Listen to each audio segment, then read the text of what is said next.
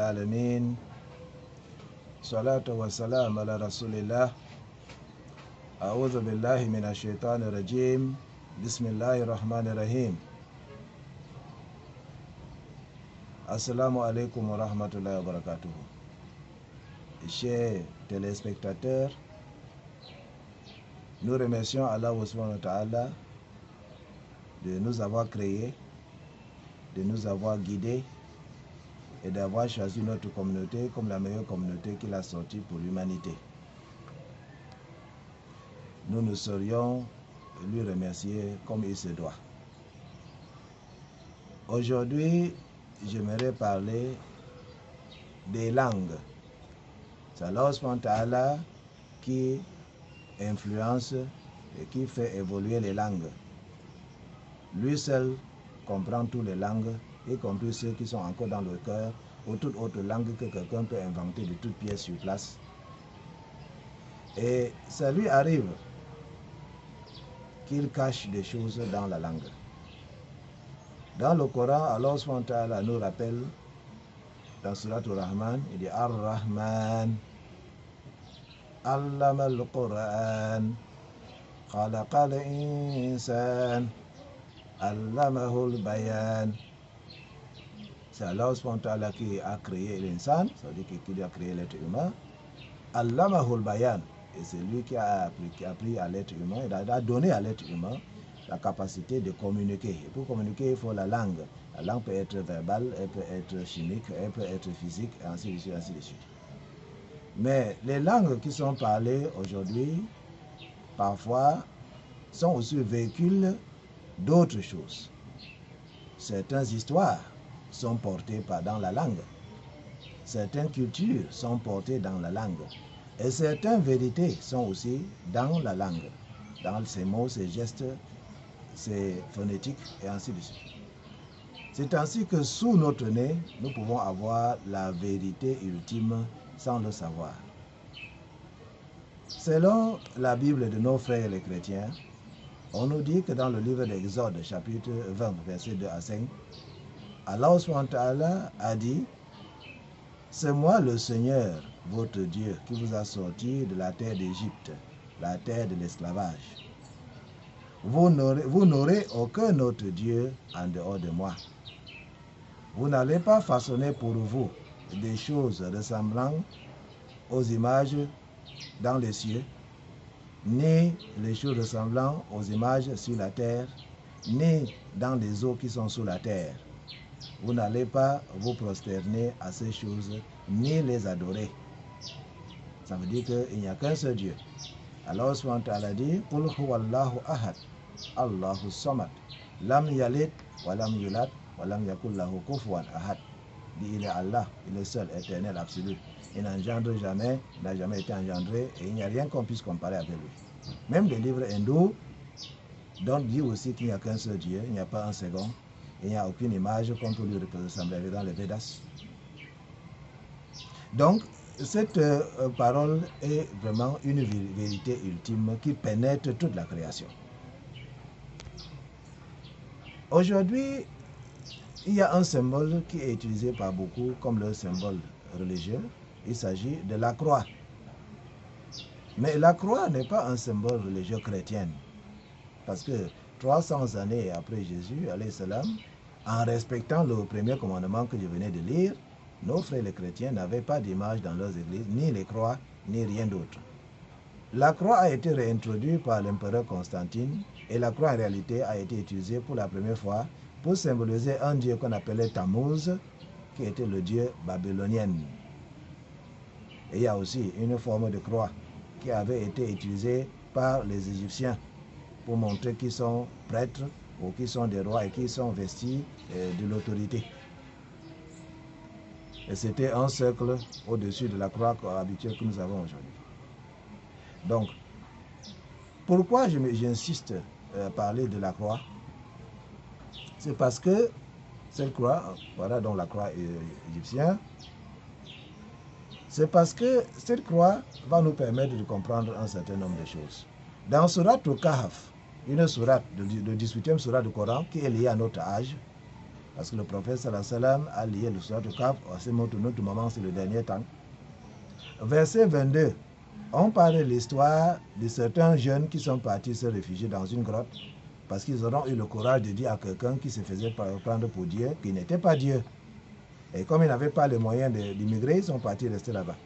Et Allah, quand ils ont fait droit à Allah, il les a fait dormir pendant 300 ans. Mais au lieu de prendre cela et voir ce miracle-là, les hommes comme les hommes sont ce qu'ils sont, ils commencent à discuter sur les choses inutiles. Ils étaient 3, l'autre dit qu'ils étaient 4, l'autre dit qu'ils étaient 5, ils étaient 6. Alors Allah a repris leurs différentes propositions et discussions dans ce verset 22 de Surat al-Kahf, mais il n'a pas donné le vrai nombre.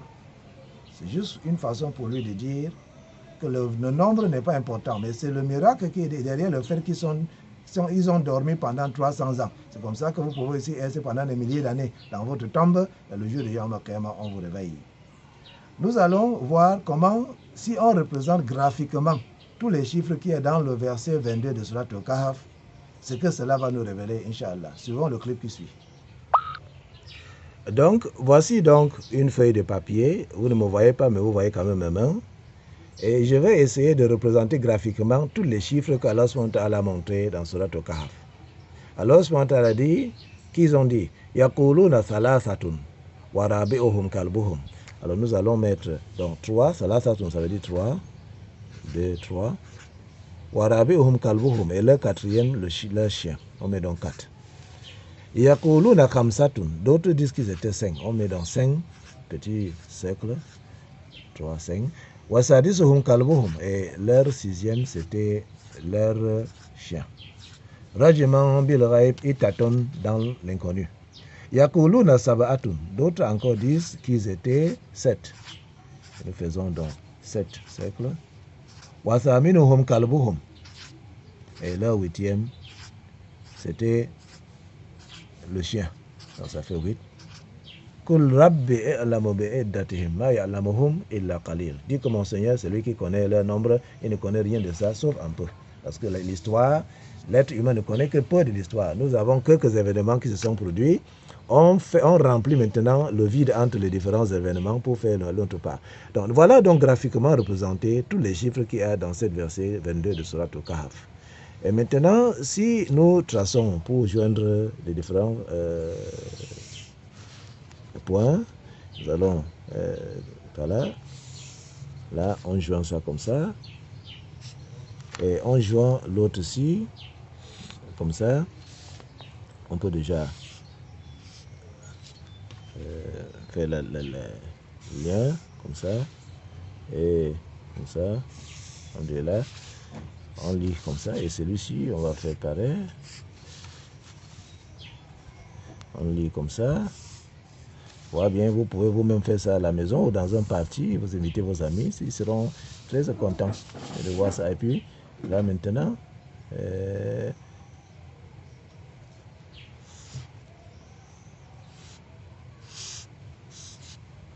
voilà.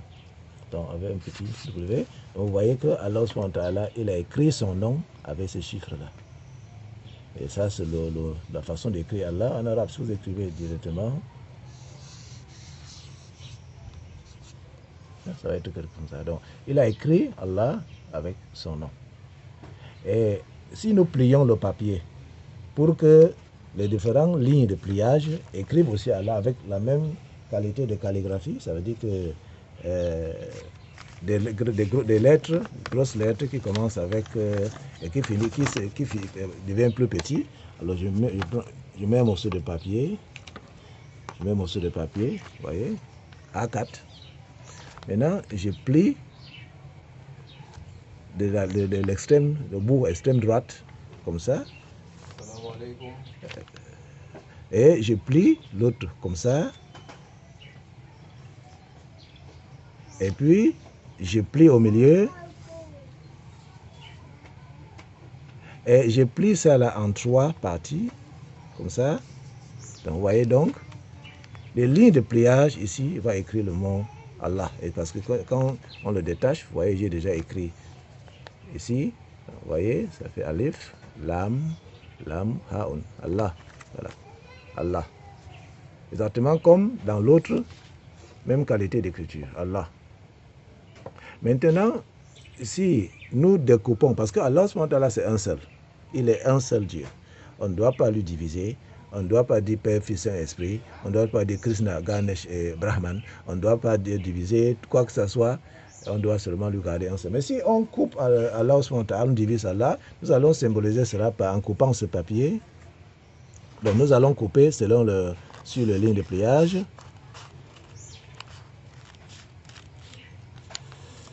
Voilà. J'ai un peu compliqué, le ciseau là n'est pas le meilleur.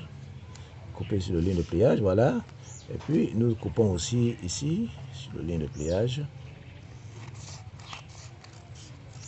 Et là, donc lorsque vous découpez Allah, alors maintenant, votre nouveau symbole devient ceci. Le nouveau symbole religieux devient ça, une croix.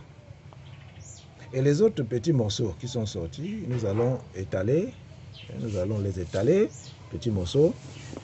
Nous étalons cela pour écrire ceci.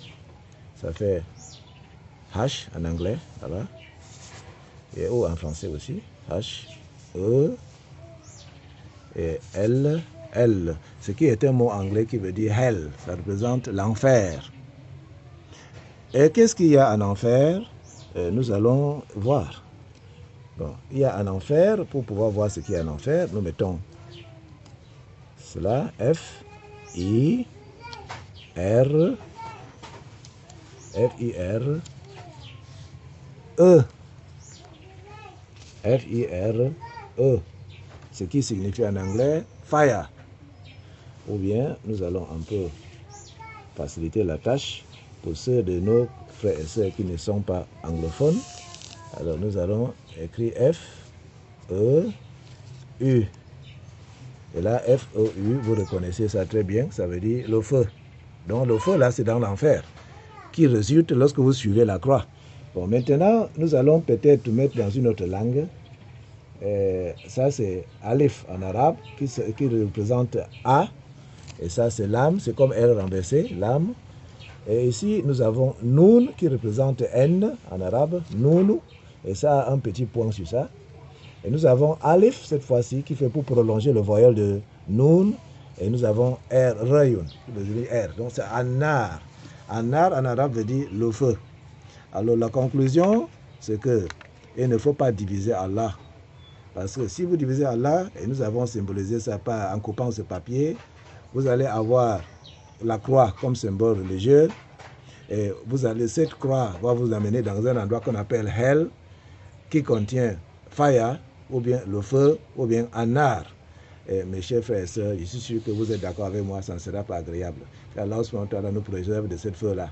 Alors transmettez et découpez ce papier dans les parties et dans les différents endroits pour montrer aux gens, Inch'Allah. Assalamu alaikum wa rahmatullahi wa barakatuh.